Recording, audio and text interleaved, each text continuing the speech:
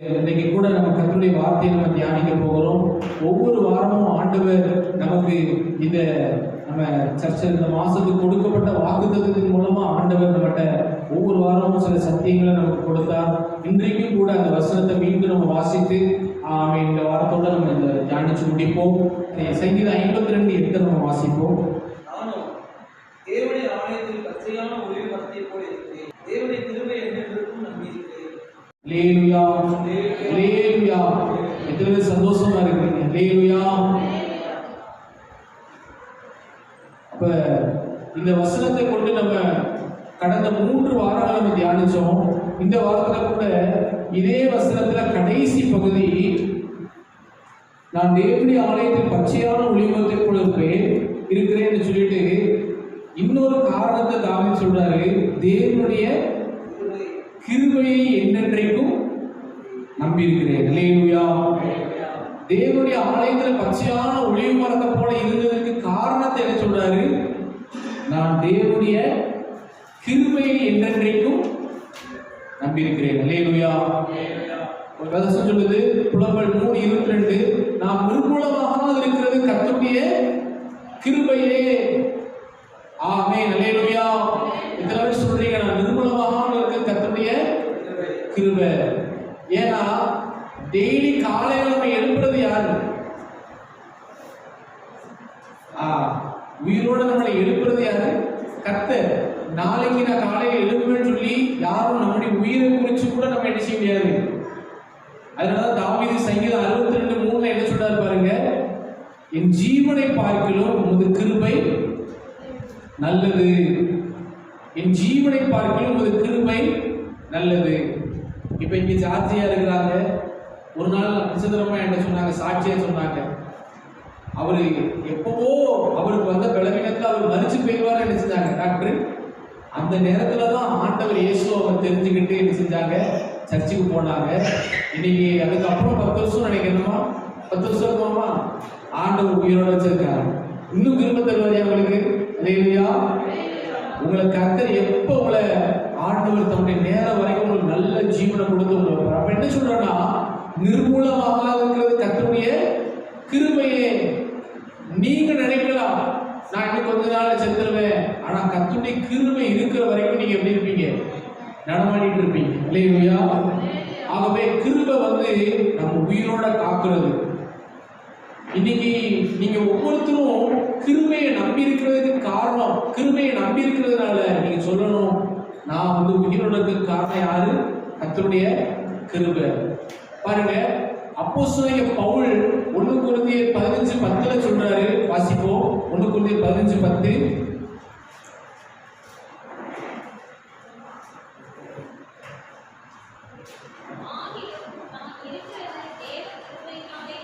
நான் இருக்கிறது சொல்லுங்க, நான் இருக்கிறது.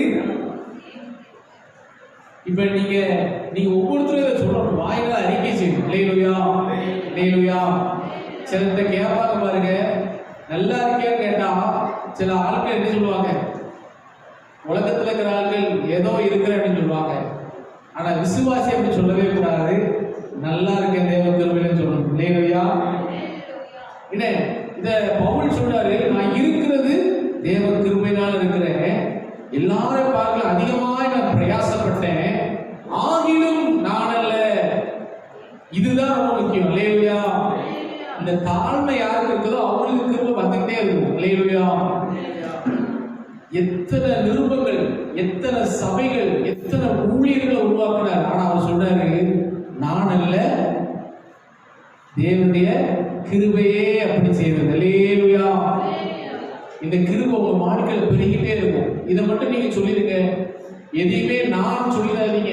நான் அல்ல, கிறிஸ்துவே அப்படின்னு நீங்க சொல்லிருங்க. கிறிஸ்துவே, கிறிஸ்துடைய ஆண்டவருடைய கிருபைதா அப்படின்னு சொல்லிட்டோம்னா கிருபை மேல கிருபை தருவார். அல்லேலூயா. சரி, பெர்க்மான் சையாவை எடுத்து பாருங்க. பெர்க்மான் சையா ஒரு நாள் கூட எங்கேயுமே நான் எழுதின பாட்டுன்னு சொல்ல மாட்டாரு, கர்த்தர் எனக்கு கொடுத்த பாடல்னு சொல்லுவார். அல்லேலூயா. தேவனை மகிமைப்படுத்துறதுக்கும் நம்மளை மகிமைப்படுத்துறதுக்கும் வித்தியாசம் தெரியுதா? இந்த என் மீது அன்பு கொடுத்த பாட்டில் பாருங்க, ஒரு நாள் அதிகாலையில கர்த்தரை தேடினேன், அப்பொழுது கர்த்தர் கொடுத்த பாடல் தான் அப்படின்னாரு. இதுதான் ஆண்டவரை மகிமைப்படுத்துறது. அதுதான் கிருபை பார்த்துக்கிட்டே இருக்கு. இன்னைக்கு 460 பாட்டு வந்துச்சு. ஆனா சிலருக்கு கிருபை ஸ்டாப் ஆயிடுது. புரியுதா உங்களுக்கு? 10 பாட்டு போடுறாங்க, ஆனா அதுக்கப்புறம் என்னையா உங்களுக்கு புரியுதா? அப்ப நான் என்ன சொல்றேன்னா, நான் அல்ல நம்ம சொல்லும் போது கிருபை மேல கிருபை நமக்கு கிடைக்குது. இல்லையா? அப்ப கிருபையின் மேன்மையை குறித்து இன்னைக்கு நம்ம காலையில் நம்ம பார்க்க போறோம். கிருபையின் மேன்மை, தேவனுடைய கிருபை நம்ம வாழ்க்கையில என்னெல்லாம் செய்யும் சொல்லி ஒரு 5 காரியம் ஒரு 6 காரியத்தை வேகமா நம்ம பார்க்க போறோம். இந்த கிருபை நம்ம வாழ்க்கையில இல்லை அப்படின்னா நம்ம வாழ்க்கையில இதெல்லாம் சாத்தியமே ஆகாது. வாசிப்போமா? முதல்ல கிருபை நமக்கு இல்லை அப்படின்னு கேட்டீங்கன்னா நம்ம வாழ்க்கையில ஆமென் ஸ்தோத்திரம். சங்கீதம் 90:14 வாசிப்போம். கிருபையின் மேன்மை, கிருபை நம்ம வாழ்க்கையில இல்லைன்னா 90:14, சங்கீதம் 90:14.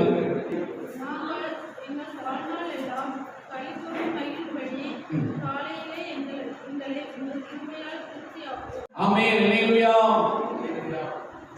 மோசே ஆண்டவர்கிட்ட என்ன சொல்லி ஜெபம்ன்றார்னா, ஆண்டவரே காலையிலே ஒரு கிருபையினால் எங்களை திருப்தியாக்குன்னு சொல்லி ஜெபம்ன்றார். ஏன் அப்படின்னா அவர் சொல்றாரு, நாங்கள் எங்கள் வாழ்நாள் எல்லாம் கலிகூர்ந்து மகிழும்படி. அப்ப நம்முடைய வாழ்க்கை ஒவ்வொரு நாளும் வேற, அதாவது என்ன செய்யணும்னா ஃபாதர் பண்ணது போல வாழ்க்கையில என்ன உண்டு?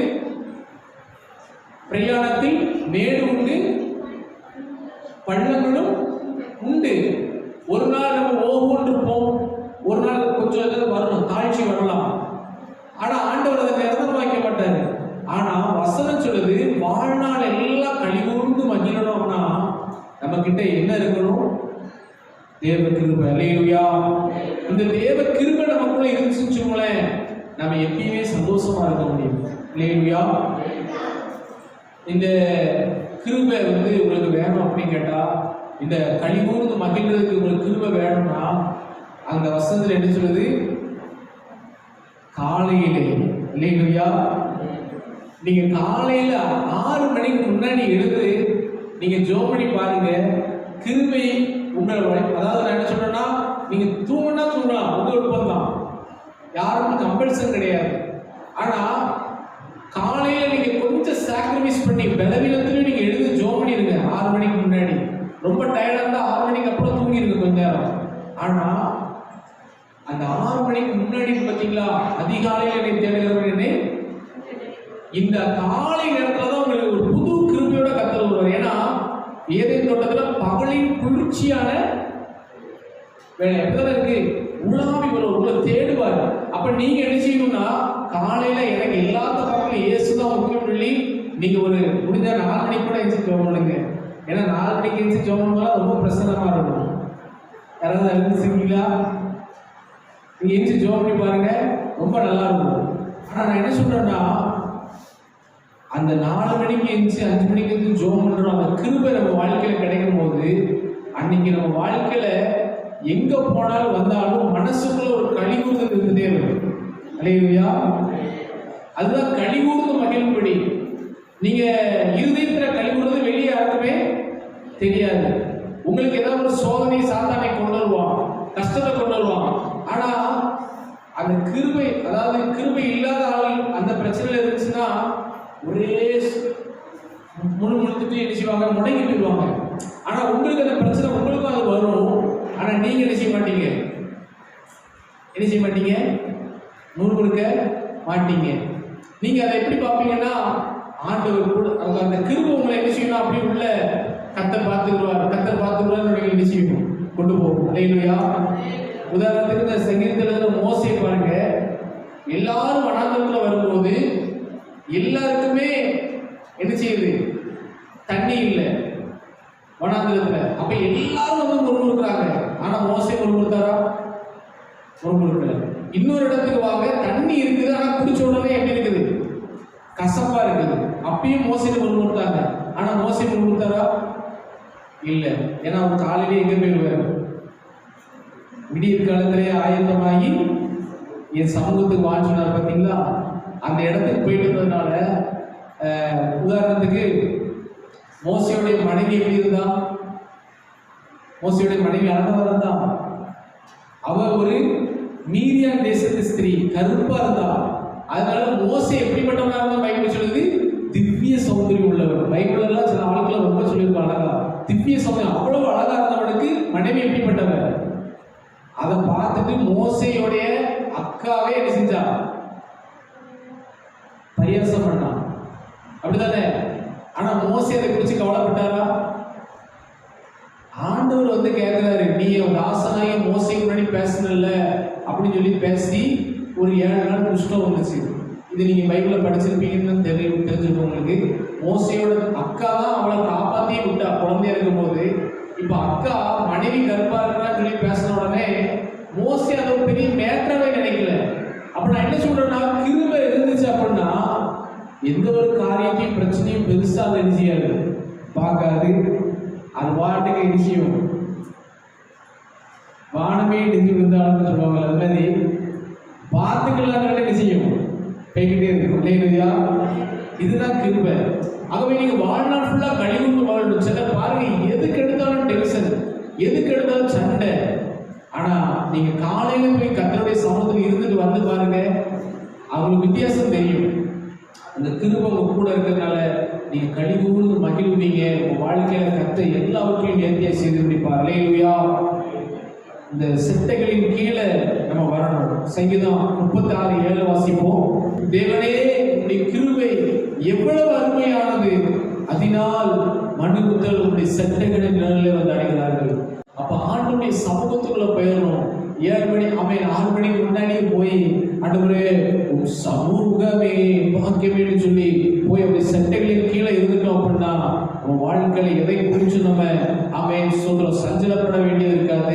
வசனம் சொன்னது போல வாழ்நாளெல்லாம் களி கூர்ந்து மகிழ செய்வார். அல்லேலூயா. சஞ்சலம் நம்ம வாழ்க்கையில வராதபடிக்கு கர்த்தர் காத்துக் கொள்வார், மகிழ்ச்சியா இருக்க உதவி செய்வார். 2வது கிருபை. கிருபை இல்லைன்னா நமக்கு என்ன கிடையாது அப்படின்னு கேட்டீங்கன்னா பாவ மன்னிப்பு கிடையாது. எபேசியர் 1:7 வாசிப்போம். கிருபையின் மேன்மையில முதல்ல நம்ம கழிவுந்து மகிழ முடியாது. 2வது கிருபை இல்லைன்னா நம்ம பாவங்கள் மன்னிக்கப்பட முடியாது.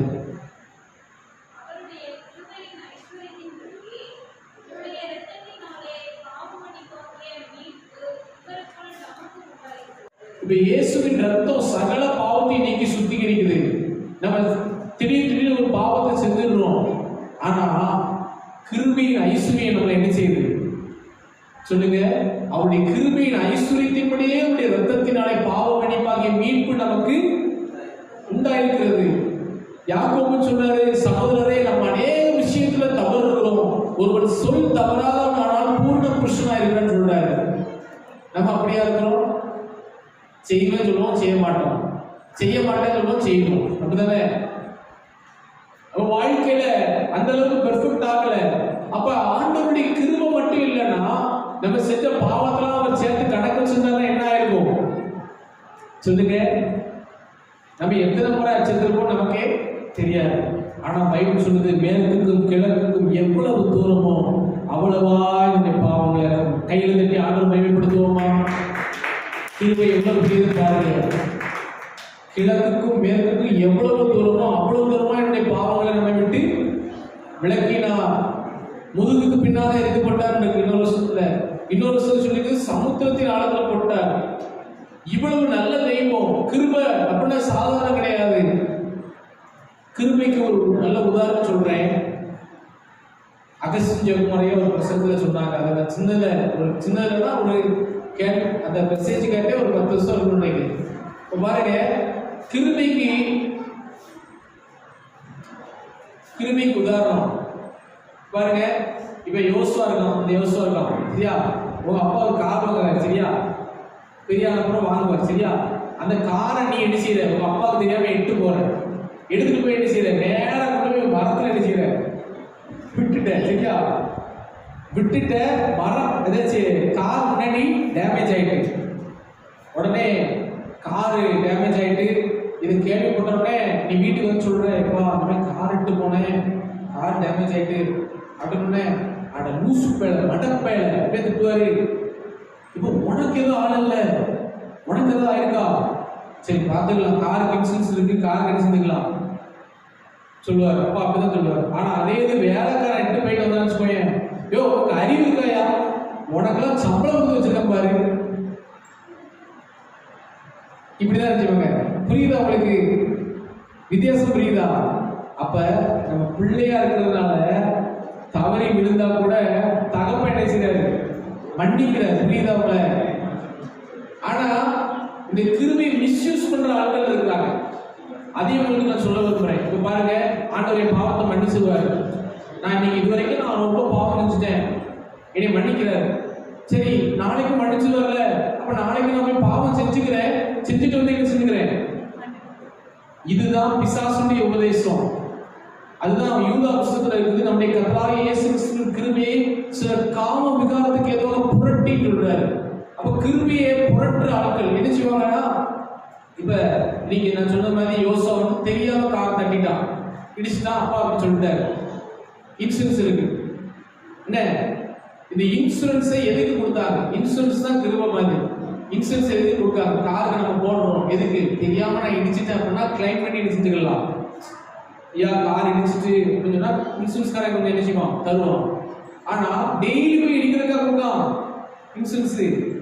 டெய்லி போய் இடிச்சோம்னா அவங்க கம்பெனில என்ன சொல்றாங்க எனக்கு தெரியல.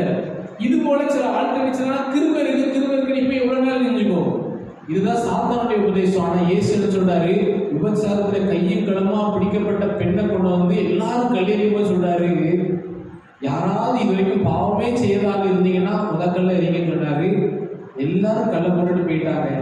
இப்ப கல் எறிகிறதுக்கு தகுதியுள்ள ஒரே ஒரு ஆள் இயேசு தான். அவர் தான் பாவமே செய்யாத பரிசுத்த தேவனா வாழ்ந்தாரு. அப்ப அவர் கல்லை எரிஞ்சுக்கலாம். அவர் என்ன சொல்றாரு, இனி போ, இனி. அப்ப கிருபையில ஒரு நிபந்தனை இருக்கு. புரியுதா? கிருபையில நிபந்தனை இருக்கு. என்னன்னா போ இனி. ஆனாலும் நான் போய் திரும்பி விழுந்துடுறேன் அப்படின்னா நம்மளை மன்னிக்கிறதுக்கு கர்த்தர் ஆயத்தமா இருக்கிறார். இல்லையா? ஆனா மிஸ்யூஸ் பண்ணாதீங்க. அதுதான் நான் சொல்றேன், கிருபையை மிஸ்யூஸ் பண்ணாதீங்க. சங்கீதம் 137 வாசிங்க.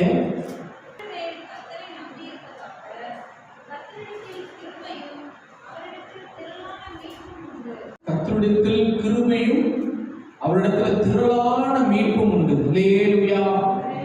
அப்ப இந்த கிருபை என்ன செய்யும் அப்படின்னு கேட்டீங்கன்னா, நான் மீண்டும் மீண்டும் விழாதவனுக்கு என்ன செய்யும், அதுல இருந்து நீ தூக்கி விட்டுரும். இல்லையா?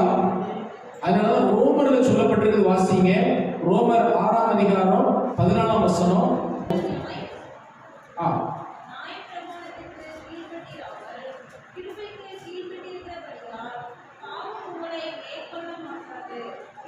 பாவம் உங்களை என்ன செய்ய முடியாது, மேற்கொள்ள முடியாது. ஏன் தெரியுமா? இந்த கிருபைக்கு அவ்வளவு வல்லமை உண்டு. நீங்க கிருபையை நம்பி நம்பி நீங்க ஜெபம் பண்ணும்போது என்ன ஆகும், பாவம் மன்னிக்கப்படுது. அதே நேரம் என்ன செஞ்சிடும், அந்த பாவத்தை திருப்பி செய்யாதபடிக்கு தேவ கிருபை உங்களை என்ன செய்யும், பாதுகாத்துடும். இல்லையா? அதான் பைபிள் சொல்லுது, அவரிடத்துல கிருபையும் திரளான மீட்பு உண்டு, விடுதலை உண்டு. குமாரன் உங்களை விடுதலையாக்கினால் மெய்யாகவே விடுதலையாவீர்கள். இல்லையா? இப்ப வாலிப வயசுல பாத்தீங்கன்னா சில பாவத்துக்கு அடிமையா இருந்தேன். அப்ப சர்ச்சுக்கு தான் போவேன், ஆராதனைக்கு போவேன், ஆனாலும் விடுதலை இல்லை.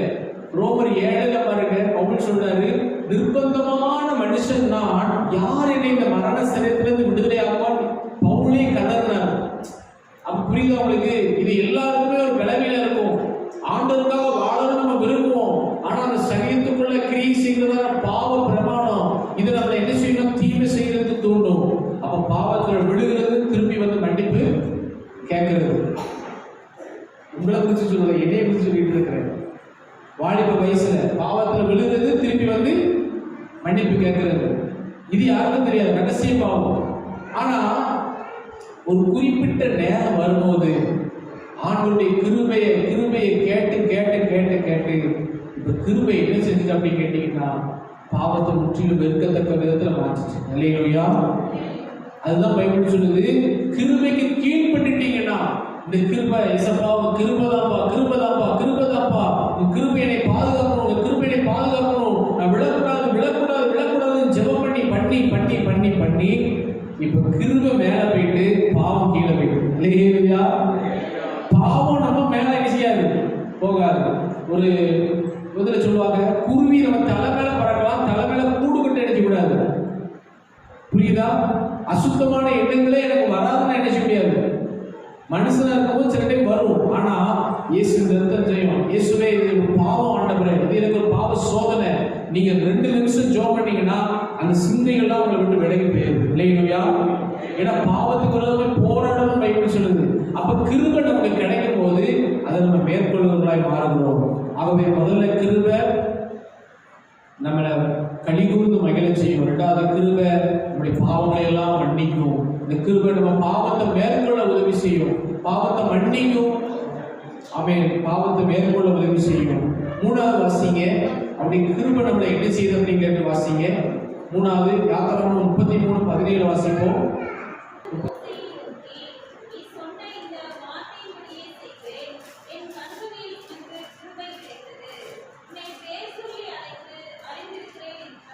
ஆமென். அல்லேலூயா, அல்லேலூயா. இப்ப ஆண்டவர் உங்களை பார்த்து சொல்றாரு, என் கண்களில் உனக்கு கிருபை கிடைத்தது. இப்ப நம்ம 3வது பாயிண்ட் என்னன்னா, அப்படி கிருபை இல்லாட்டி அப்படி சமூகத்திலே நம்ம நிற்க முடியாது. அல்லேலூயா. அப்படி சமூகம்னா என்னது? அப்படி பிரசனம், ஆராதனை, ஆலயத்துல நம்ம நிற்க முடியாது. ஏன்னா பைபிள் என்ன சொல்லுது பாருங்க, சங்கீதம் 5:7, நானோ உமது மிகுந்த கிருபையினாலே உமது ஆலயத்துக்குள் பிரவேசித்து. ஆமென். அல்லேலூயா. அப்ப நம்ம ஆலயத்துக்குள்ள வந்ததுக்கு காரணம் என்ன? தாவீதே சொல்றான், நானோ உமது மிகுந்த கிருபையினாலதான் ஆலயத்துக்குள்ள வந்தேன்னு சொல்றான். அப்ப நீங்க யோசிச்சு பாருங்க, நம்ம தேவ சமூகத்துக்கு வர்றதுக்கு காரணம் என்ன? அவர் கண்கள்ல கிருபை கிடைச்சிருக்கு. இல்லையா? நீங்க கிருபை கிடைச்சது போல அடுத்து நீங்க யோசுவா சொன்னது போல நானும் என் வீட்டாரும் என்றால் கிருபை தருவார். இல்லையா? இப்ப நோவாக்கு கர்த்தருடைய கண்கள்ல என்ன கிடைச்சது? கிருபை கிடைச்சது. இப்ப நோவா என்ன செஞ்சுட்டான்? பைபிள் தெளிவா இருக்குது. நோவாவுக்கோ கர்த்தருடைய கண்களில கிருபை கிடைத்தது. நோவா என்ன செஞ்சுட்டான்? தன்னுடைய பிள்ளைகளையும் மனைவியும் அந்த கிருபைக்குள்ள கொண்டு வந்து பேழைக்குள்ள கொண்டு வந்துட்டான். இல்லையா?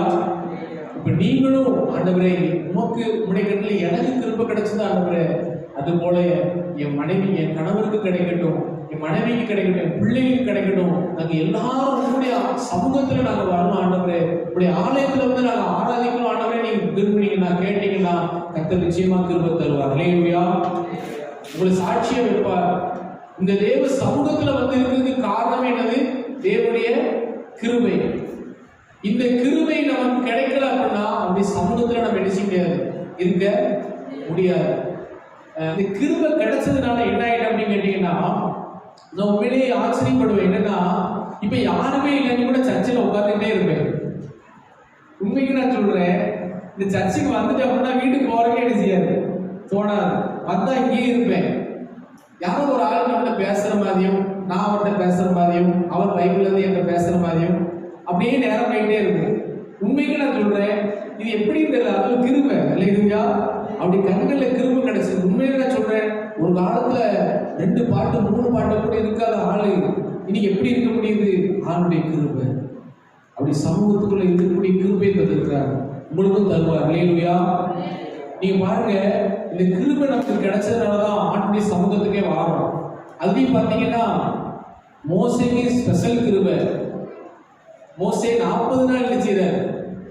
மலை மேல போய் இருக்காரு. பைபிள்ல தெளிவா இருக்குது, புசியாமலும் குடியாமலும். இப்ப நம்ம தண்ணி குடிக்காம இருக்க முடியாத உபாசம் யோசிச்சு பாருங்க. அப்ப எந்த அளவுக்கு தேவனிடத்துல கிருபை பெற்றிருக்கிறார். அல்லேலூயா. 40 நாள் தண்ணியை குடிக்கல, சாப்பிடவும் இல்லை. அந்த அளவுக்கு தேவ கிருபை அவங்கள இருக்கு. இதுல இன்னொரு காரியம் ஆச்சரியப்படுறதுக்கு என்னன்னு கேட்டீங்கன்னா, இந்த மோசேக்கு கர்த்தர் கிருபை பாராட்டினது போல கூட இருந்த ஒரு ஆளுக்கு தேர்ந்து கிருபை கிடைச்சது. யாருன்னு சொல்லி பார்க்கலாம். Very good. ஏன் தெரியுமா?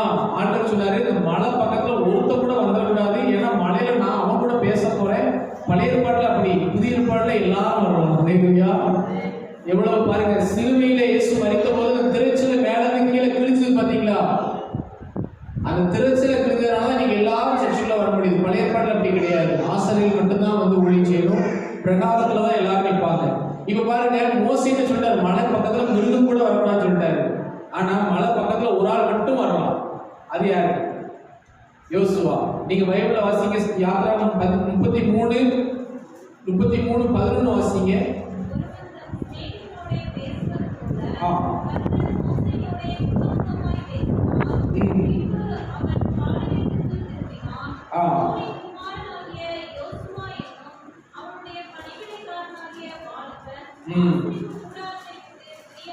பாத்தீங்களா, யோசுவாவும் சேர்த்து கிருபை. அல்லேலூயா.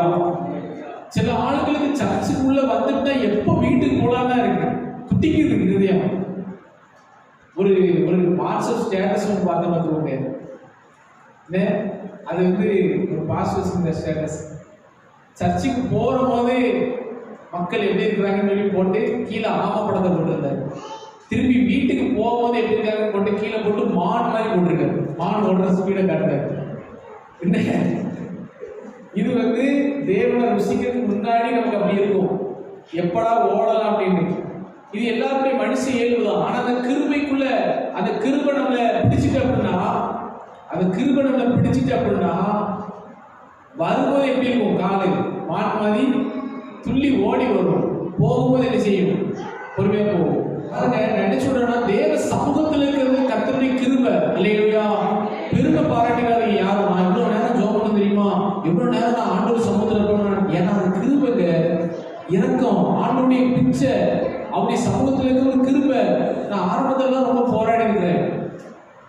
என்னன்னா, நான் கம்பெனில வேலை பார்க்கும் போது 8:50 இருக்கணும் பார்த்துக்கோங்க. 8:50 நாங்க பஞ்சிங் கார்டில் ஃபிங்கர் பிரிண்ட் வைக்கணும்ல. 8:50 போனா 6:40 தான் வெளியே வருவேன். அவ்வளவு டைட்டா இருக்கும். மத்தியானம் சாப்பாடு 1 மணி நேரம் டைம் விடுவாங்க, 1 மணி to 2 மணி. இந்த 1 மணி to 2 மணில நாங்கள் 20 நிமிஷத்துலேயே சாப்பிட்டு முடிச்சுட்டு அப்புறம் உட்காந்து பேசிட்டு செல்போன் பார்த்துட்டு அந்த 1 மணி நேரம். இப்போ நான் என்ன சொல்றேன்னா, அவ்வளவு டைட்டா மைண்டு போகும். ஒரு நிமிஷம் கூட உட்கார டைம் இருக்காது. 120 மிஷின் ATM மிஷின் போகும் ஒரு நாளைக்கு. இவ்வளவு டைட்டா வேலை பார்த்த ஆளை ஆட்டோவில் கூலிக்கு வாட விட்டோன்னா வந்து உட்காடுறேன். ஞாயிற்றுக்கிழமை ஒரு நாள் மட்டும் தான் 6 நாள் நடக்கணும். 6 நாள் என்ன செய்யணும்? ஏன்னா உண்மையே சொல்றேன், இது ரொம்ப கஷ்டமா இருந்துச்சு. ஏன் தெரியுமா? எப்படிதான் இந்த ஊழிக்காரங்களாம் இப்படி இருக்காங்க, சோம்பேறியா இருப்பாங்களா என்னமோ தெரியல, எப்படி இருக்காங்க. உண்மையிலே நான் ஊழிக்கார பையன் தான், ஆனா எனக்கு அப்படி தோணுச்சு.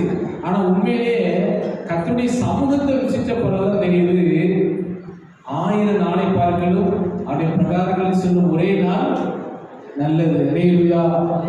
என்ன இது கிருபை நமக்கு கிடைச்சிருக்கு. அதனாலதான் ஆண்டவர் ஊழியத்துல கொண்டு வந்திருக்காரு. ஆரம்பத்தில் 1 வருஷம் நான் என்ன சொல்லியிருக்கேன், வேலைக்கு போய் சைடு பிசினஸ்க்காக போயிடலாமா அப்படின்னு போது ஆண்டவர் சில வசனத்தின் மூலமா என்கிட்ட பேசினாரு, வேலைக்கு போகக்கூடாது. அப்ப நான் என்ன சொல்றேன்னா, தேவ சமூகத்திலேயே வந்து இருக்கிறது ஒரு பெரிய கிருபை. அல்லேலூயா. அப்ப சொல்லுங்க, முதல்ல தேவ கிருபை இல்லாட்டி நம்ம கழிவுன்னு மகிழ முடியாது. காலையில அவருடைய கிருபை இல்லைன்னா அந்த நாள் முழுவதும் ஒரு சஞ்சலம் தான். 2வது, கிருபை இல்லாட்டி நம்ம பாவங்கள் மன்னிக்கப்பட முடியாது. மேற்கு கிழக்கு நம்ம பாவத்தெல்லாம் மன்னிச்சிட்டாரு கிருபை. 3வது நம்ம பார்த்தோம், அந்த கிருபை இல்லாட்டி அப்படி சமூகத்துல நம்ம வந்து இருக்கவே முடியாது. அந்த கிருபை தான் நம்மளை தாங்கினது. அல்லேலூயா. கிருபைதான் என்னை தாங்குகின்றது, உங்க கிருபைதான் என்னை நடத்துகின்றது, உங்க கிருபைதான் என்னை தாங்குகின்றது, உங்க கிருபைதான் என்னை நடத்துகின்றது. அப்பா அவருடைய கிருபை, ஆமென், ஸ்தோத்திரம். ஆண்டவருடைய கிருபை இன்னைக்கு உங்களை ஆலயத்தை கொண்டு வந்திருக்கு, சமூகத்தில் உட்கார வச்சிருக்கு. அல்லேலூயா. ஆகவே ஆண்டவர் கிருபை தருவாராக. அடுத்து நம்ம போவோம். ஆண்டவருடைய கிருபை நம்மளை என்ன செய்யும் கேட்டீங்கன்னா, நம்மளை எல்லா இடுக்கத்திலிருந்து ஒரு விடுதலை ஆகும். அல்லேலூயா. சங்கீதம் 143:12 வாசிப்போம்.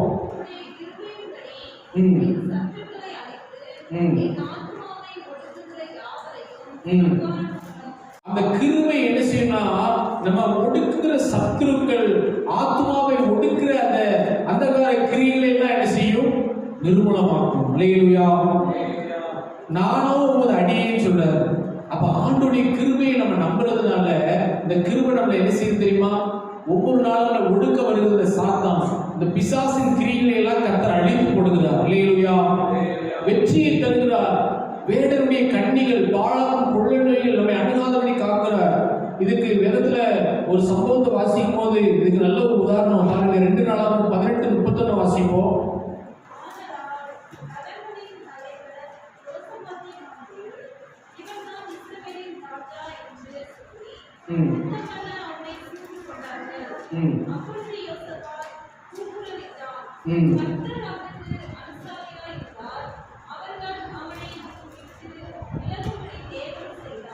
பாருங்க, தேவன் அவனுக்கு எப்படி இருந்தாரு? அனுசாரியா இருந்தார், அனுகூலமா இருந்தார். அவர்கள் அவனை விட்டு விலகும்படி தேவன் செய்தார். நீங்க போற வழியில உங்களுக்கு ஒரு பெரிய பிரச்சனை வருது, நெருக்கம் வருது. அந்த நெருக்கத்தின் மத்தியில கிருபை என்ன செஞ்சிடும்? உங்களை காப்பாத்திடும். அல்லேலூயா. இப்ப இந்த சம்பவத்தை நீங்க வீட்டுல போய் வாசிச்சு பாருங்க. இஸ்ரவேல் ராஜா சொல்றாரு யோசபாத்தை பார்த்து, நம்ம 2 பேரும் சேர்ந்து அந்த ராமோத்துங்கிற இடத்துல போய் யுத்தம் பண்ண போவோம் வார்த்தை விட்ட உடனே இருக்கிறார் யோசபாத்தும். இஸ்ரவேல் ராஜா யாரு? ஆகாப். ஆகாப் வந்து பைபிள்ல தெரியும்ல. ஆகாப் யாரு? எசபேலுடைய கணவன். மோசமானவன், பாகால்ல வணங்குறவன், விக்கிரக ஆராதனை செய்யறவன். இந்த ராஜாக்கு சப்போர்ட் பண்ணி யார் போறா? சொல்லுங்க. நம்ம துன்மார்க்கரோட இணையலாமா? அதனாலதான் அடுத்த அதிகாரத்துல தீர்க்கதரிசி மூலமா கர்த்தர் என்ன கேட்கிறார் பாருங்க. 2 நாளாகவும் 19:2.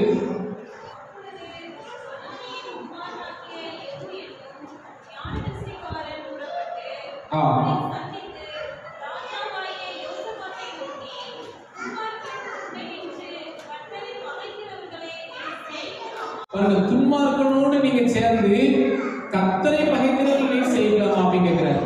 பாத்தீங்களா? இவன் செஞ்சது தப்பு. யார் செஞ்சது தப்பு? யோசபாத் ராஜா. அந்த ராஜா இவனை கூப்பிடுறே என்ன செஞ்சுட்டான்? இப்ப இவன் தப்பு செஞ்சான். ராஜா இவனுக்கு இவன் கூப்பிட்டானே நானும் வாரம் சொல்லிட்டு சண்டைக்கு போயிட்டான். ஆனா போய் சேர்ந்து நிற்கும் போது இப்ப எதிர்நாட்டு படம் வருது. எதிர்நாட்டு படம் வந்து யோசபாத்தை அடிக்கிறதுக்கு வராங்க. ஏன்னா 2 ராஜாவும் சேர்ந்து தான் யுத்தத்துக்கு போயிருக்காங்க. யாரு? ஆகாப்பும் யோசபாத்தும் சேர்ந்து. ஆனா யோசபாத் தெரிஞ்சுனா கர்த்தரை நோக்கி கூக்குரலிட்டான். அந்த வசனம் 2 நாளாகவும் 18:31 வாசித்தீங்கல்ல. யோசபாத் நிச்சயமா கூக்குரலிட்டான், ஆண்டவரே. ஆண்டவருடைய கிருபையை பாருங்க. தப்பு செஞ்ச போதிலையும் அந்த ஆத்மாவை ஒடுக்கிற நேரத்துல, சாத்தா அழிக்கணும்னு நினைக்கிற நேரத்துல காப்பாற்றுறாங்க. அல்லேலூயா. அதுதான் உன்னுடைய பலவீனத்திலே என்னுடைய பலன் பூர்ணமாகும்னா, நம்ம எல்லா நேரமும் பெர்ஃபெக்ட்டா இருக்கிறது இல்லை. சில நேரம் தவறிடுறோம். ஆனாலும் கிருபை நமக்கு கிடைக்குது. இவனுக்கு கர்த்தர் என்ன செய்றாரு? அனுசாரியா இருந்து அந்த அழிக்கணும் வந்த ஆட்கள் என்ன செஞ்சாங்க? பைபிள் சொல்லுது, அவர்கள் அவனை விட்டு விலகும்படி தேவன். இப்ப உங்களுக்கு பிசாசு அழிக்கணும்னு வருவான். ரோட்ல போகும்போது வண்டியில உங்களை தள்ளணும்னு வருவான். ஆனா அந்த இடத்துல ஆவியானவர் கூட இருப்பாரு. கிருபை உங்க கூட இருக்கிறதுனால எல்லா பொல்லாக்கும் உங்களை விலகி காப்பார். அல்லேலூயா. அவருடைய வேடனுடைய கண்ணிக்கும் பாழாகும் குழந்தைக்கும் தப்புவிப்பார். அல்லேலூயா. அவர் நம்ம சிறுகளாலே மூடுவார் சொல்லப்பட்டிருக்காகவே இந்த சிறுகளால் மூடி காத்துக் கொள்வார். கிருபை முதல்ல கலிகூர்ந்து மகிழ செய்யும். சஞ்சலமான வாழ்க்கை அல்ல, தேவனுக்குள் கலிகூறுகிற வாழ்க்கை. 2வது கிருபை உடைய பாவங்களை எல்லாம் மன்னிக்கும். மேற்குக்கு கிழக்கு தூரமான இடத்துல நம்ம பாவத்தை விளைக்குவாரு. 3வது கிருபை நம்மளை தேவ சமூகத்துல வந்து இருக்க வைக்கும். 4வது கிருபை நமக்கு வருகிற நெருக்கத்திலிருந்து விடுதலையை தரும். 4வது கிருபை வாசிப்போம். கிருபை தான் ஒரு மனுஷனை ஊழியக்காரனாக மாற்றுகிறது. வாசிப்போம். எபேசியர் 3:7.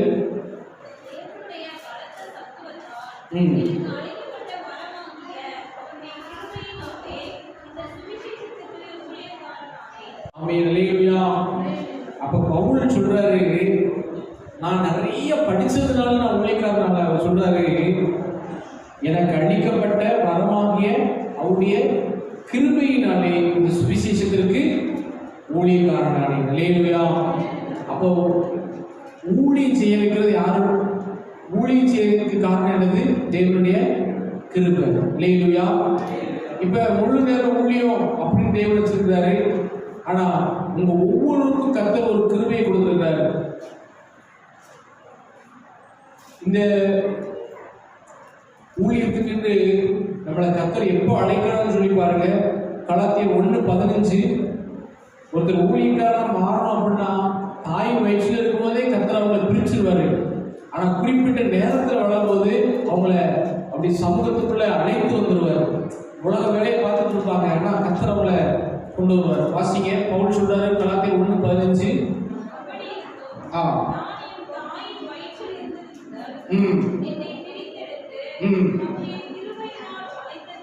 எப்ப என்னை அழைச்சாரு சொல்றாரு? தாயின் வயிற்றில் இருந்த போது என்னை என்ன செய்தார்? கிருபையினால அழைத்தாரு. ஆனா பவுல் ஊழியத்துக்கு வரும்போது எவ்வளவு வயசு இருக்கும் நமக்கு தெரியல. ஆனா நல்லா பாருங்க, அப்போஸ்தலர் 9ல சபைகளை எல்லாம் துன்பப்படுத்திட்டு இருக்கிறாரு. இவர் கிறிஸ்துவுக்கு ஊழியம் செய்யவே இல்லை. நான் நினைக்கிறேன் எப்படியும் 30 வயசுக்கு மேலதான் இருந்திருக்கும். இந்த வேலையெல்லாம் கர்த்தர் அவனை சந்திச்சு சொல்றாரு, சவுளே சவுளே நீ ஏன் என்னை துன்பப்படுத்துகிறாய் கேட்கிறாரு. அப்ப இவன் கேட்கிறான், ஆண்டவரே நீ யாருன்னு இயேசு சொல்றாரு, நீ துன்பப்படுத்துகிற இயேசு நானே அப்படின்னு சொன்னாரு. உடனே ஆண்டவரே நான் என்ன செய்ய சித்தமா இருக்கிறேன். அப்பதான் ஆண்டவர் சொல்றாரு, நீ போ, நீ ராஜாக்களுக்கும் இஸ்ரவேலுக்கும் என்னுடைய நாமத்தை அறிவிக்கிறதுக்கு தெரிந்து கொண்ட பாத்திரம். ஊழியம் அன்னைக்குதான் ஆரம்பிச்சது. ஆனா பிரித்தெடுத்தது எப்ப சொல்லுங்க? அல்லேலூயா. அந்த கிருபை. இங்க கூட சில பிள்ளைகள் ஊழியத்துக்கு வருவாங்க, நமக்கே தெரியாது. அந்த அழைப்பு வந்து எப்ப இருக்கும்னா கிருபையினால் அழைத்த அழைப்பு, ஊழியத்துக்கு அழைத்த அழைப்பு. தாய் வயசு சிலருக்கு வந்து சொல்லிடுவாரு, சிலருக்கு சொல்ல மாட்டாரு. ஆனா குறிப்பிட்ட வேலை வரும்போது தெரியும். அப்ப உங்களுக்கும் அந்த அழைப்பை கொடுத்துருக்காரு. அல்லேலூயா. உங்களுக்கு என்ன அழைப்பு? 1 பேதுரு 4:10 வாசிப்போம். எல்லாருக்குமே அழைப்பு இருக்குது. பாருங்க, பாஸ்டர் நீங்க தான் ஊழியத்தில் அழைக்கப்படுறீங்கன்னு சொல்லிடக்கூடாது. 1 பேதுரு 4:10 வாசிப்போம்.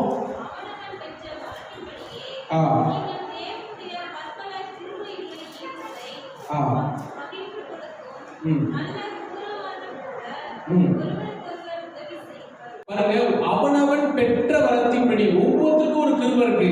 அந்த கிருபையை குறித்து அடுத்த வருஷத்துல என்ன சொல்றாரு பாருங்க. அடுத்த வருஷம் வாசிங்களேன். ஒரு போதித்தால் தேவனுடைய வாக்கியங்களின்படி பைபிள்ல இந்த வசனம் இருக்குது, அதனால நம்ம சொல்றோம் வசனத்தின்படி போதிக்கணும். அடுத்து அப்ப உதவி செய்வது ஒரு கிருபை ஏழைகளுக்கு. அடுத்து எல்லாவற்றிலேயும் இயேசு கிறிஸ்து மூலமாய்.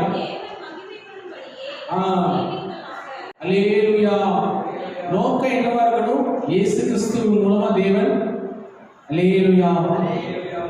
இப்ப இந்த இடத்துல ஒரு கிட்டார் வாசிக்கிற தம்பி, ஒரு பேண்ட் வாசிக்கிற தம்பி, இன்னும் ஊழியம் செய்யற ஆட்கள் வேணும். ஏன்? இயேசு கிறிஸ்துவின் நாமம் என்ன செய்யணும்? மகிமைப்படும். அல்லேலூயா.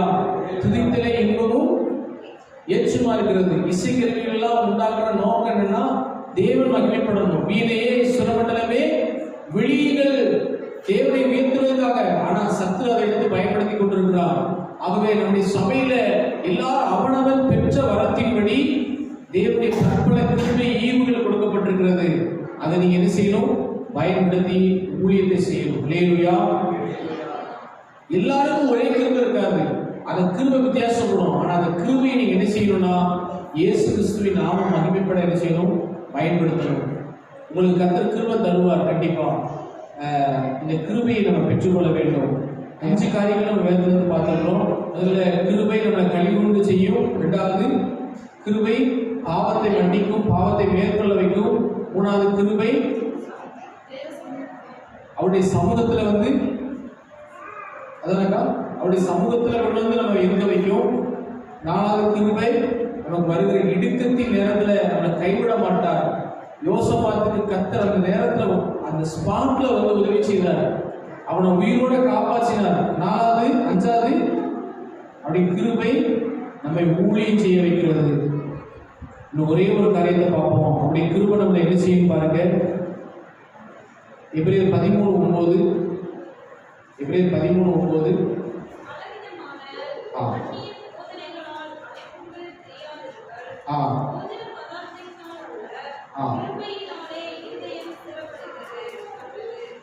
ஸ்திரப்படுகிறது நல்லது. இப்ப பாருங்க, கிருபை என்ன செய்யும் அப்படின்னு கேட்டீங்கன்னா நம்ம இருதயத்தை என்ன செய்யும்? ஸ்திரப்படுத்தும். இல்லையா? நம்ம வந்து வலிமை போகாதபடி நம்மள ஆண்டவர் என்ன செய்வார்? சங்கீதம் 40:2 சொல்லப்பட்டிருக்கிறது, அவர் பயங்கரமான குழியிலும் உளையான சேற்றிலிருந்து என்னை தூக்கி எடுத்து என் கால்களை கண்களின் மேல் நிறுத்தி என் அடிகளை உறுதிப்படுத்தினார். அல்லேலூயா. நம்ம விழுந்து போகாதபடிக்கு, நம்ம மீண்டும் மீண்டும் இடறி போகாதபடிக்கு நம்மளை கிருபை என்ன செய்யும்? ஸ்திரப்படுத்தும். அல்லேலூயா. இந்த கிருபையை நம்ம பெற்றுக்கொண்டோம் அப்படின்னா நம்ம திரும்ப திரும்ப ஆண்டவரை விட்டு விலக மாட்டோம், நிலைச்சு நிற்போம். கிருபை தான் நம்மளை என்ன செய்யும்? ஸ்திரப்படுத்தும். அதனாலதான் 1 பேதுரு 5:10 பேதுரு மூலமா ஆண்டவர் சொல்றாரு, கிறிஸ்து இயேசுவுக்குள் தமது நித்திய மகிமைக்கு அழைத்தவராகிய சகல கிருபையை பொருந்திய தேவன் தாமே கொஞ்ச காலம் பாட வைக்கிற உங்களை அவர் சீர்படுத்தி ஸ்திரப்படுத்தி பலப்படுத்தி நிச்சயவாராக நிலை நிறுத்துவாராக. அல்லேலூயா. அப்போ தேவனுடைய கிருபை இல்லைன்னா நம்ம நிலை நிற்க முடியாது. கடைசி காலத்துல எவ்வளவோ கள்ள உபதேசங்கள் வருகிறது, எவ்வளவோ பாடுகள் பிரச்சனைகள் வருகிறது. எல்லாவற்றையும் தாண்டி நம்ம நிற்கணும் அப்படின்னா தேவனுடைய கிருபை நமக்கு தேவை. அல்லேலூயா. அந்த கிருபையை நம்ம பெற்றுக்கொள்றதுக்கு நம்ம என்ன செய்யணும்? அந்த கிருபையை நம்ம பெற்றுக்கொள்றதுக்கு 3 காரியத்தை வேதனை சொல்றேன். முதல்ல அந்த கிருபையை நம்ம பெற்றுக்கொள்றதுக்கு ஆமென் வசனம் சொல்லுது. சங்கீதம் 52:8 நம்ம வாசித்த வசனம் 32:10 கர்த்தரை நம்பியிருக்கிறவனையும் கிருபை சூழ்ந்து கொள்ளும். எப்பொழுதும் ஆண்டவர் உண்மைதான் நம்பியிருக்கிற நம்ம சொல்லும்போது தேவனுடைய கிருபை நம்மளை சூழ்ந்து கொண்டே இருக்கும். அடுத்து 1 பேதுரு 1:13 பேதுரு சொல்றாரு, நீங்கள் உங்கள் மனதின் நிறைய கட்டிக்கொண்டு தெளிந்த புத்தியுள்ளா இருந்து இயேசு கிறிஸ்து வெளிப்படும் போது உங்களுக்கு அளிக்கப்படும் கிருபையின் மேல் என்ன செய்யுங்க? பூரண நம்பிக்கையுள்ளவர்களா இருங்க. இயேசு கிறிஸ்து எப்பனாலும் வருவாரு. ஆனா நம்ம வருகையில போனோம்னா நம்ம எதை நம்பணும்?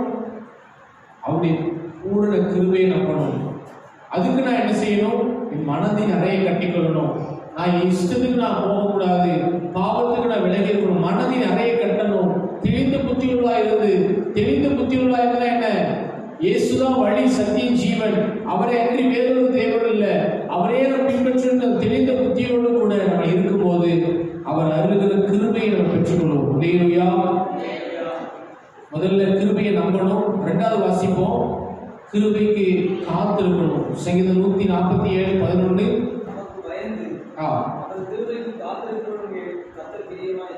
கிருபைக்கு என்ன செய்யணும்? காத்திருக்கணும். கிருபையை நம்பணும். 2வது கிருபைக்கு என்ன செய்யணும்? காத்திருக்கணும். ஆண்டவரே, நீங்க இந்த பாடல்களை கேளுங்க. அவன் சார்ந்தமா பாடியிருக்கிறாங்க, இன்னும் தேவை கிருபை தாருமே.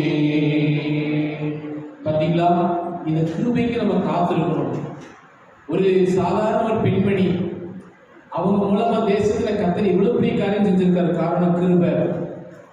தேவனுக்கு கிருபைக்கு காத்திருந்து அவங்க எழுதின பாட்டெல்லாம் அவங்க சொல்லுவாங்க, ஒரு 40 நாள் உபவாசம் ஜெபம் பண்ணுவாங்களாமா.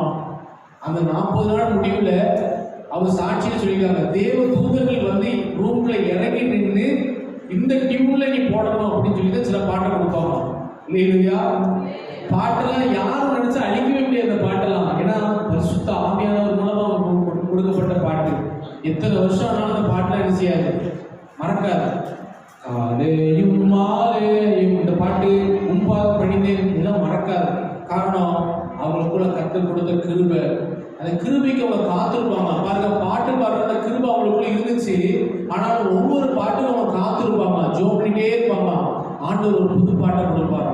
அப்போ தேவனுக்கு காத்திருப்பவங்களுக்கு கிருபை மேல கிருபை என்ன செய்யும்? கிடைக்கும். நீங்க ஏற்கனவே ஒரு காரியத்தை நல்லா செய்வீங்க, அதான் அவங்களுக்கு கொடுக்கப்பட்ட கிருபையா இருக்கும். பாருங்க, நான் சொன்ன பார்த்தீங்களா, பற்பல கிருபைகள். அந்த கிருபையை டெவலப் பண்ணணும்னா நம்ம என்ன செய்யணும்?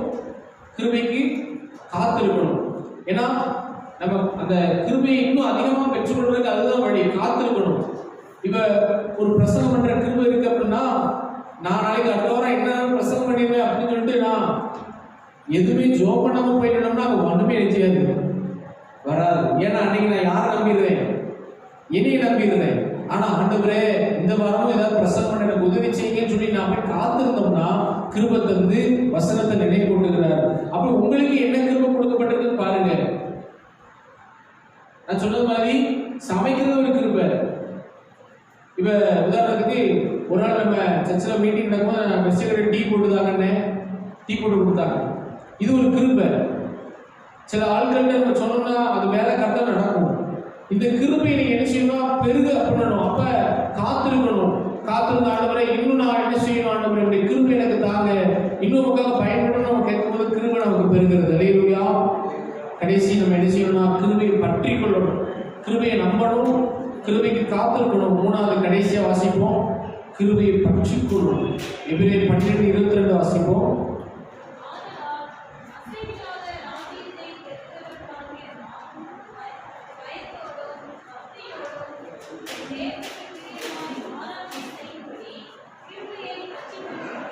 கிருபையை என்ன செய்யணும்? பற்றி கொள்ளணும். கிருபையை என்ன செய்யணும்? பற்றி கொள்ளணும். நான் அதுதான் சொன்னேன், கிருபையை நீங்க பற்றி கொள்ளணும்னா காலையில என்ன செய்யணும்? அந்த கிருபை எனக்கு வேணும் அப்படி நீங்க நினைச்சீங்கன்னா பற்றி கொள்றதுக்கு என்ன செய்யணும்? காலையில எழும்பணும். அது அதிகாலையில ஒரு கிருபை இருக்குது, மற்ற நேரத்திலேயும் கிருபை இருக்குது. ஆனா அது அதிகாலையில ஸ்பெஷல் கிருபை. அடுத்து பாருங்க, யோனா புஸ்தகத்துல 2 கிருபைக்கு பதிலாக நம்ம வேற காரியத்தை இதை பற்றி கொண்டோம்னா இருக்கிற கிருபையும் நமக்கு நஷ்டப்பட்டு போயிடும். வாசிங்க, யோனா 2ஆம் அதிகாரம் 8ஆம் வசனம். பொய்யான மாயை பற்றி கொள்கிறவர்கள் தங்களுக்கு வருகிற கிருபை என்ன செய்றாங்க? இப்ப பாருங்க, இப்ப ஜான்சன் வரை கொண்டு கர்த்தர் இன்னும் பெரிய காரியங்களை செய்து சுத்த வச்சிருப்பாரு. அல்லேலூயா. இப்ப இந்த நேரத்து வெள்ளிக்கிழமை நானும் பிரதரும் சேர்ந்து ஊழியத்துக்கு போனோம். இப்ப அவருக்குள்ள அந்த கிருபை இருக்கு. அதாவது என்னன்னா, அவர் நம்ம கம்பல்சன் பண்ணி கூப்பிடல. அவரும் சொன்னார், பாஸ்டர் சுவிசேஷ ஊழியத்துக்கு நம்ம 2 சேர்ந்து போவோம். அவருக்கு உள்ள உற்சாகத்தை கிருபை கத்த கொடுக்காரு. அப்ப நாங்க போயிட்டு வந்தோம் அந்த வாரம் வெள்ளிக்கிழமை. இப்ப இந்த கிருபை உங்களுக்கு இன்னும் அதிகமா கிடைக்கணும். மக்களை பார்க்கும் போது நீங்க முன்னாடி பேசாத ஆளு இப்ப மக்களை பார்த்தா இயேசுவை பத்தி தைரியமா சொல்றது கிருபை உங்களுக்கு வருது. அப்ப இன்னும் உங்களுக்கு அதிகமா வரணும்னா நீங்க என்ன செய்யணும்? கிருபையை பற்றி கொள்ளணும். அப்படின்னா என்ன செய்யணும் சொன்ன? பொய்யான மாயை பற்றி கொள்ளாமல். அப்படின்னா என்னது? இப்ப பாருங்க, வேலைக்கு போயிட்டு வந்தோடனே அந்த நேரம் உங்களுக்கு கிடைக்குது, அழகா உட்கார்ந்து என்ன செய்யலாம்? செல்போன்ல என்ன செய்யலாம்? செல்போன்ல பார்க்கலாம், படம் பார்க்கலாம், டிவியில பார்க்கலாம். நேரம் எவ்வளவு இருக்குது? மாயை பார்த்து கொண்டு இருந்தோம்னா கிருபை என்ன செஞ்சிடும்? மிஸ் ஆயிடும். புரியுதா உங்களுக்கு? இந்த உலகத்துல வெளியேறப்பட்டது கிருபை. நீங்க நினைக்கிற மாதிரி சும்மா உட்கார்ந்துட்டு இருந்தா இஷ்டப்படி நான் ஜோம் பண்ணாம இருப்பேன், இஷ்டப்படி நான் சுத்துவேன், ஆனா கிருபை எனக்கு கிடைச்சிட்டே இருக்கும், பெருகிட்டே இருக்கணும், பெருகாது. மாயை பற்றி கொள்ளாம, ஆண்டவரே இதெல்லாம் நான் தவிர்க்கிறேன், ஆண்டவரே இதெல்லாம் எனக்கு வேண்டாம், என்ன உலகத்தின் மாயை எனக்கு வேண்டாம், உங்க பக்கம் வாருங்க ஆண்டவரேன்னு சொல்லி கொஞ்சம் நீங்க தேவ சமூகத்துக்கு, ஆலயத்துக்கு, வேதத்துக்கு வரும்போது கிருபை உங்களுக்கு அதிகமா பெருகும். அல்லேலூயா. பாடல் பாடுகிற கிருபை பெருகும், பிரசங்கம் பண்ணுகிற கிருபை பெருகும், உதவி செய்கிற கிருபை பெருகும். இன்னும் உங்களுக்கு கொடுக்கப்பட்டிருக்கிற வேலையில, பிசினஸ்ல உங்களுக்கு ஒரு கிருபை இருக்கும், அது பெருகும். ஆகவே மாயை பற்றி கொள்ளாதீங்க. இந்த உலகத்துல மாயை நிறைந்திருக்குது. ஆனா இயேசுவின் நாமத்தை சொன்னா பாதம் நடுங்குது, சாத்தம் ஓடணும். இல்லையா? அப்ப உண்மையான ஹீரோ இயேசு. அவருடைய கிருபையை நம்ம பெற்றுக்கொள்ளணும். மாயை பற்றி கொண்டீங்கன்னா கிருபை போயிடும். ஆகவே உலகத்தில் இருக்கிற மாயைக்கு நீ விலகி, ஆண்டவரே உங்களுடைய சமூகம் எனக்கு போதும் வாங்க, கிருபை கர்த்தர் பெருக பண்ணுவார். கர்த்தர் இந்த வார்த்தையில நம்மை ஆசீர்வதிப்பாராக.